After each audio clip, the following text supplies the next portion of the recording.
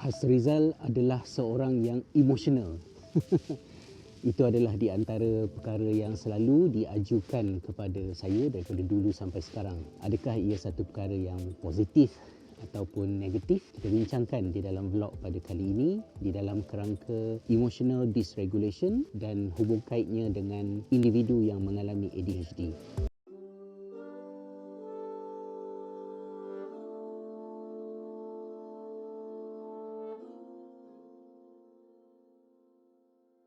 Assalamualaikum warahmatullahi wabarakatuh. Salam sejahtera. Terima kasih sahabat-sahabat semua kerana sekali lagi memilih untuk bersama dengan saya, Hasrizal, di dalam vlog kita pada kali ini. Emotional dysregulation merujuk kepada keadaan di mana seseorang yang mengalaminya merasai emosi-emosi biasa yang dialami oleh orang lain juga. Tetapi isu yang timbul ialah apabila emosi itu bagaimanakah ianya dikendalikan dalam diri seseorang.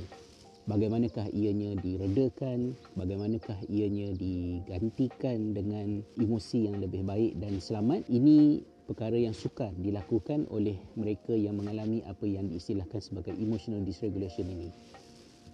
Mereka yang mengalaminya dan kemudiannya menerima diagnosis sebagai seorang yang mempunyai ADHD, dua perkara ini boleh tidak dikaitkan di antara satu sama lain kerana setakat pemahaman saya dalam pembacaan, saya dapati bahawa DSM-5 yang menjadi rujukan kepada para psikiatris itu tidak menyertakan persoalan cabaran emosi ini sebagai satu daripada impairment, kelemahan ataupun fungsi yang terjejas dalam kehidupan untuk dijadikan sebagai kriteria bagi mereka yang nak didiagnose dengan ADHD ni. Kita tahu bahawa otak manusia dia berkembang menuju kematangan secara berperingkat daripada belakang ke depan.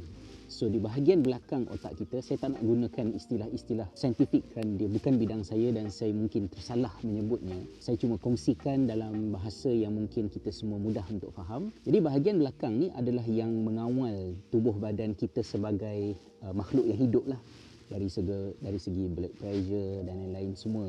Bahagian dan jauh di bahagian yang tersembunyi di dalam itu adalah bahagian yang berkaitan dengan emosi, perasaan kita yang menjadikan kita sebagai mamalia, sesuatu yang mungkin tidak wujud di kalangan spesies-spesies dalam kategori yang lain, tetapi yang menjadikan kita manusia pula adalah pada bahagian otak di hadapan. Kerana di bahagian hadapan ini, frontal lobe kita inilah tempat di mana kita membuat keputusan, kita mengawal diri kita, kita boleh mengubah suai perasaan kita, fikiran kita. Apa yang kita rasa mempengaruhi apa yang kita fikir adalah sesuatu yang unik dapat dilakukan hanya oleh manusia dan ianya dilakukan oleh di bahagian hadapan otak manusia ni. Dan inilah bahagian yang tidak develop dengan sempurna di kalangan mereka yang mempunyai ADHD. Kelewatan perkembangan tahap kematangan bahagian depan otak ini, kata Profesor Russell Barkley yang banyak membuat kajian tentang hal ini berkaitan dengan ADHD, dia kata delay ni bukan merujuk kepada lewat dan nantinya akan sempurna, tetapi dia adalah delay yang kekal. Maknanya bila dia tidak tumbuh membesar dengan sempurna, develop dengan sempurna, dia akan terhenti sedemikian rupa, kebanyakannya adalah selama-lamanya. Jadi emosi yang berlaku dalam diri kita yang datang daripada bahagian otak mamalia yang kita sebutkan tadi, emosi itu akan dibantu oleh frontal lobe untuk ianya diregulasi, maknanya dikawal, jaga, tenangkan, boleh tone down balik, boleh gantikan dengan perasaan yang lain. Bagi kita orang Islam pula, kita dapat tengok macam mana Rasulullah SAW mengajar kepada kita beberapa kaedah untuk mengawal kemarahan. Contohnya, kalau kita tengah marah ni, kita ambil uduk. Kemudian kalau kita tengah berdiri, kita duduk. Kalau duduk, kita baring.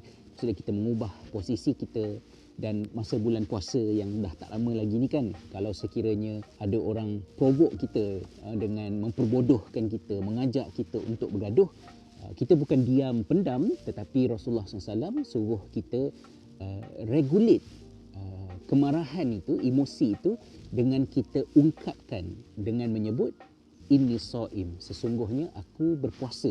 Bagi diri saya, memang daripada kecil saya dikenali sebagai seorang yang emosional. Saya tengok Lion King pun nangis kan. Mudahnya saya untuk menangis itu selalu menjadi bahan ejekan. Saya boleh menangis kerana terfikirkan sesuatu yang sangat menyedihkan. Mungkin orang lain pun boleh buat, tapi orang boleh kawal. Kalau saya tengok contohnya macam pelakon-pelakon air mata ni, apa benda yang ada dekat set penggambaran tu yang menyebabkan dia sampai boleh menangis? Ia adalah sekadar satu lakonan, tetapi dia boleh menitiskan air mata kerana manusia memang ada kemampuan tu untuk dia menggunakan memori dia, sama ada verbal ataupun non-verbal. Dia membayangkan ke ataupun dia monolog dalam diri dia tentang satu kejadian yang sangat kukuh untuk mencetuskan emosi yang dikehendaki. So dia boleh nangis. Jadi tak payahlah pecik bawang ke, minyak sekapak ke kan. Itu kelebihan pelakon. So memang manusia boleh kontrol benda tu. Tapi untuk diri saya, dia susah.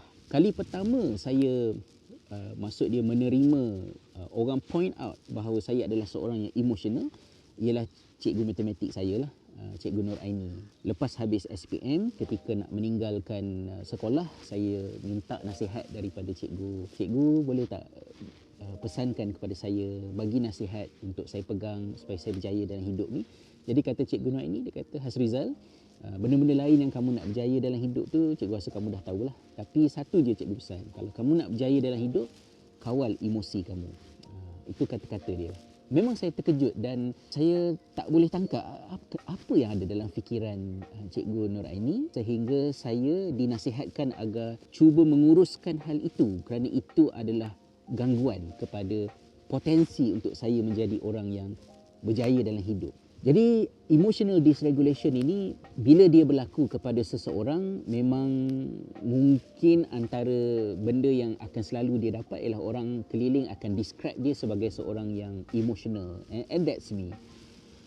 Tapi emosi itu juga adalah something yang menjadi kekuatan saya kerana apabila saya menulis buku daripada zaman aku terima nikahnya pada tahun 2008 dulu sampailah sekarang, ramai mereka yang membaca buku saya merasakan aspek emosi tu. Macam, oh tersentuh, gini gitu. Ada yang menangis baca buku saya. So bila saya describe sesuatu dalam buku itu, saya boleh describe dalam bentuk yang emosi, dan emosi is not a bad thing. Emosi adalah keunikan yang menjadikan manusia itu manusia.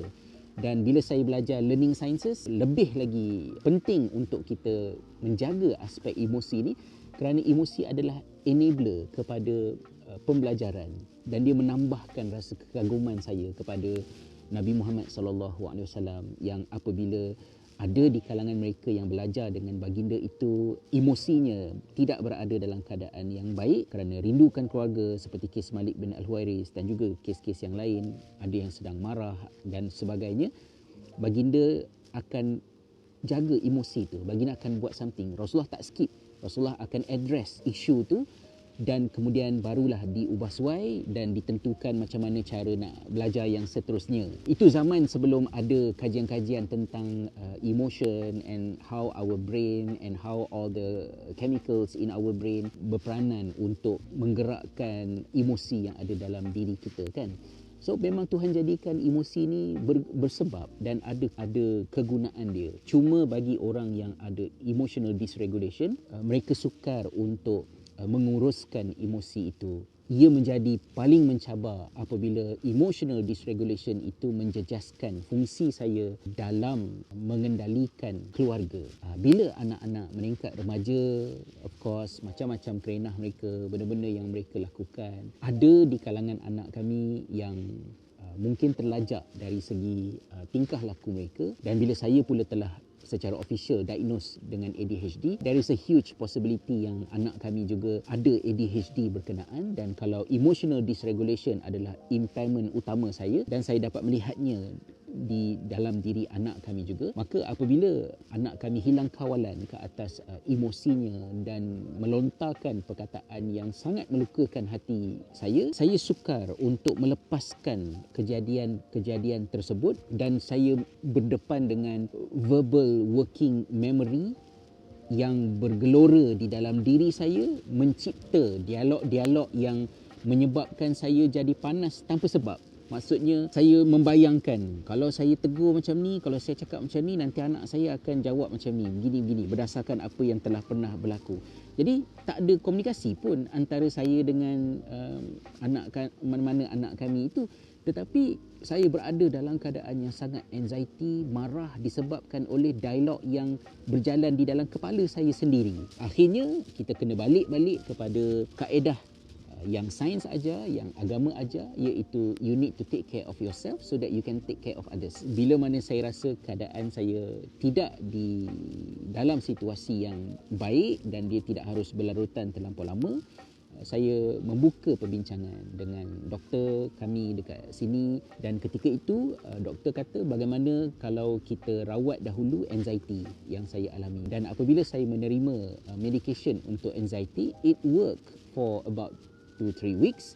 Lepas tu macam tak begitu berfungsi sangat, dan saya terus bagi tahu pada doktor, I don't want to continue with the medication because it doesn't help me. Lanjutan daripada situ, jika anxiety itu adalah merupakan akar permasalahan saya, doktor dah rule out benda tu. Dan doktor kata it has to be something else. Dan doktor kata I think this is the right time untuk you move forward, untuk you check you punya ADHD buat assessment. Dan doktor telah membuat laporan, menghantar laporan itu kepada psikiatris yang specialize dalam adult ADHD ni. Beliau membacanya, bersetuju untuk menerima saya sebagai klien beliau, sebagai pesakit. Dan kemudian lebih kurang dalam 1.5 2 bulan selepas itu, saya bertemu dengan psikiatris dan kami meneroka pelbagai isu, termasuklah di antaranya adalah emotional dysregulation ni. Jadi selepas saya memulakan intervensi, memulakan rawatan, saya mengambil konserta, saya mula dapat merasakan yang proses untuk mengawal emosi saya itu menjadi lebih baik. Tapi saya tangguhkan dulu untuk mempercayainya kerana saya tidak mahu terperangkap di dalam placebo effect. Ya?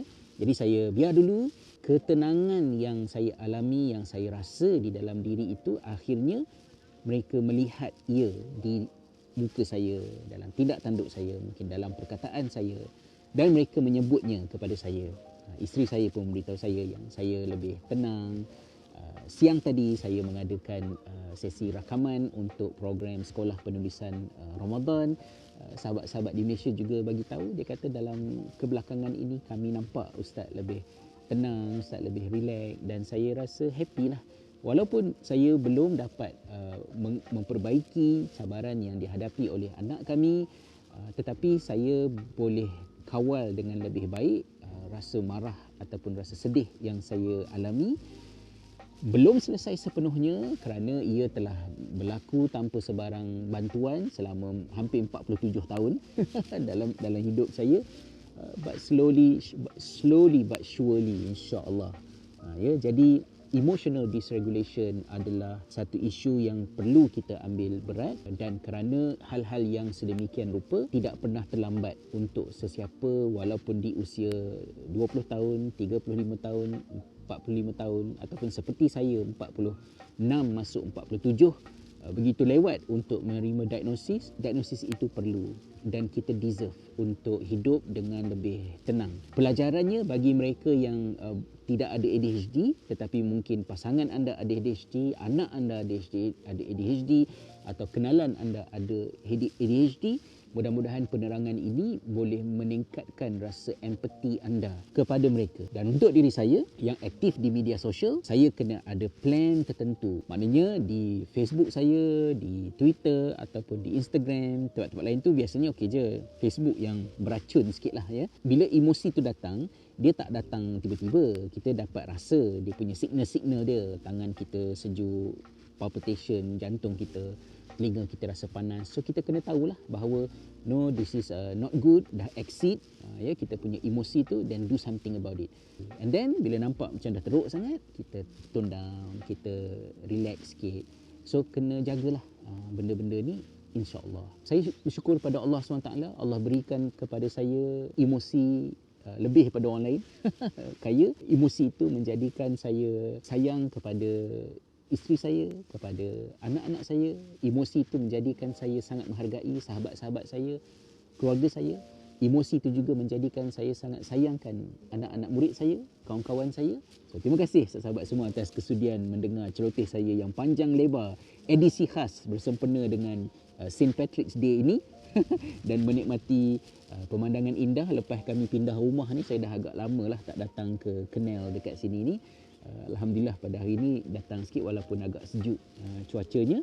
So thank you so much. Kita jumpa lagi dalam video-video yang selanjutnya. Stay safe, stay healthy, take care of yourself so that you can take care of people around you, all your loved ones. Assalamualaikum warahmatullahi wabarakatuh.